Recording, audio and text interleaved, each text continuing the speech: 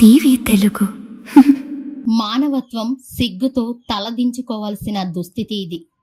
బంధం అంటే భరోసా అనుకున్నాం, పెళ్ళి అంటే 100 ఏళ్ల పండుగ అనుకున్నాం. కానీ నేడు అదే బంధం బలిపీఠమవుతోంది.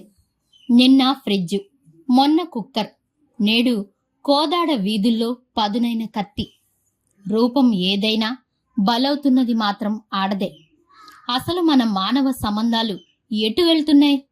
ఒకవైపు ప్రాణాలు పోతుంటే మరొక వైపు సోషల్ మీడియాలో ఆ మరణాలపై జోకులు వేస్తూ పైశాచిక ఆనందం పొందడం మన నైతిక పతనానికి పరాకాష్ట. బాధితుల ఆత్మఘోషను వెటకారం చేయడం ఏ రకమైన సంస్కృతి? కోదాడలో జరిగిన ఈ అమానవీయ ఘటన కేవలం ఒక హత్య కాదు, నమ్మకాన్ని నడు రోడ్డుపై గొంతు కోయడం.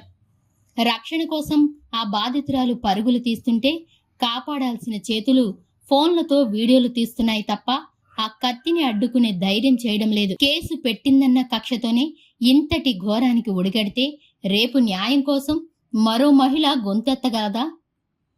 మన విద్యా వ్యవస్థలో మార్కులు వస్తున్నాయి కానీ తోటి మనిషిని గౌరవించే సంస్కారం ఎందుకు రావడం లేదు? మహిళల రక్షణ అనేది కేవలం చట్టాల బాధ్యత మాత్రమే కాదు, అది ప్రతి ఇంటి బాధ్యత. మగపిల్లలకి కాదనడాన్ని, భరించే సహనాన్ని, ఆడపిల్లల పట్ల గౌరవాన్ని నేర్పకపోతే ఇలాంటి విషాదాలే పునరావృతం అవుతూనే ఉంటాయి.